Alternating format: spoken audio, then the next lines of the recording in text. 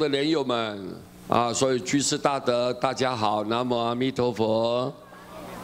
很高兴呢，非常开心来帮各位介绍这一章印光大师讲的话啊，印光大师讲的话，印光祖师的来历啊不凡，我这个已经介绍好几遍了。 啊，我们就不再重复了，不再重复。今天我们直截了当的切入它的主题，告诉我们，他说：生死未了，福越大，则业越大。你看，这个生死如果没有了断呢？ 啊，你如果一次又一次的再来轮回，虽然你可能福，就是可能你做的很大的功德，做很大的善事，当然你福报很大嘛。或者是你来的时候，你的前世好几世以前，你也是一个大善人，所以你来投胎转世，现在目前的生活条件特别的优越。 啊，福报很大很大，大家很羡慕，很赞叹你，福很大。但是福越大的人怎么样啊？我们很容易造业哦。观念一旦偏差了，跟着偏差，不懂得，不好好认真努力修行，因为你这辈子福把它享尽了，下一辈子就堕落，就受苦。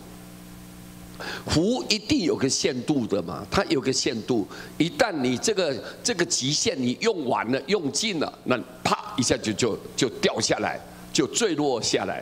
所以我们就知道说，福越大的人，这这个业障啊，造业就越来越大。所以如果在意受生啊，再投胎再来接受啊，生活在这个人世间再来轮回的话，难免。 怎么堕于地狱、恶鬼、畜生之恶道之中？因为你这一辈子，如果你没好好修行，你造了业了，那么下一回再一受生，就是下一辈子，如果你在接受来投胎转世的时候，再来转世生活在人间，你难免一定会堕落在地狱。这感召嘛，因果是清楚的，因果是分明的，因果是不爽的。 不会差错，所以你福越大，你的业障就造业。很多人，如果有的人很有福报，他呢更能够懂得怎么样去用这个钱，或者用他的地位，用他的权势，好好的造福众生。那这个功德更大，他的福报就一直不断的向上提升。这是最美好的，让我们很赞叹，这个人一定是大善根，啊，不吝啬。 不兼贪，我们就觉得这个人太了不起了。但是，一般的人呢，越富有呢，他是越兼贪，啊，一毛不拔，很吝啬，不懂得去取舍，不懂得这个钱要用在造福社会。你看，我们现在比尔盖茨，全世界最有钱的人呢，但是如果一旦你看。 任何灾难，他跑在前面，尽量布施救济，为众生来担这个灾难，啊，他愿意帮他解决，而且他现在把所有的财产呐、留下90%以上，都做社会公益的慈善救济事业，他不是留给自己的子孙哦，啊，留给自己的儿女哦，不是，全部他公开的。 已经写出，律师都是证明的。以后所有的财产全部奉献给社会，所以你看这个人，你看多有智慧啊，能够会用钱啊，懂得用钱。所以你看，如果我们很多人不懂啊，不知道啊，每天把钱呢紧紧的抓在身上啊，这样的人呢，他业障很重，他就堕在地狱、恶鬼、畜生的恶道之中。 如果欲在乎人生呢，如果想再一次能够得到人的身体，出生当人太不容易了。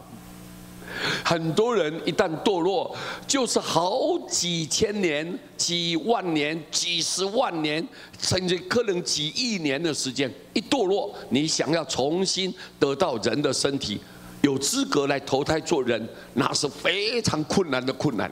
佛都告诉我们，所以你想要再一次重新得到这个人的身体呢，再遇到净土，尤其是又能碰到这个念佛法门，好好的一念佛就可以解脱，念佛就可以离开六道轮回。你要想要碰到这个念佛法门，寄生了脱之法门呢，就当生，寄生就是现在这一辈子。如果你想要了生脱死，这个法门就念佛法门，难如登天一。我们人呢，现在没有阶梯，我们怎么爬到这个天上去呢？怎么爬上去？没有办法，就像这么困难，就像登天这么困难。意思就是难，非常的难，非常的难，很艰巨的。所以我们就了解到说，我们这一辈子要利用我们这个身体呢现有的福报，你现有的这种能力，尽量的为众生来贡献，创造你生命的意义。生命的意义在哪里呀？因为有你带给众生很多的幸福，因为有你的出现，把所有众生的苦难能够得到改善，得到解决，你这个人就有价值，你的生命才有意义。各位，对不对呀？才有意义。不然的话，我们同样是一个人你死了还不是几年以后大家都忘记了？你是谁是谁，谁是谁，大家都不认识。但是如果你为众生贡献，你的名字呢，万古流芳，永远流传在天地之间。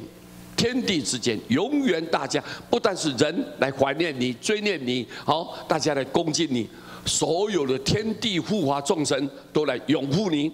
你往生了以后，你这个灵魂，大家来疼爱着你，来接引着你。各位，那好好的跟你接引到好的地方去。所以各位，你想想看，这个多么重要！生命的意义就在这个地方，就可以一个很大的说明了。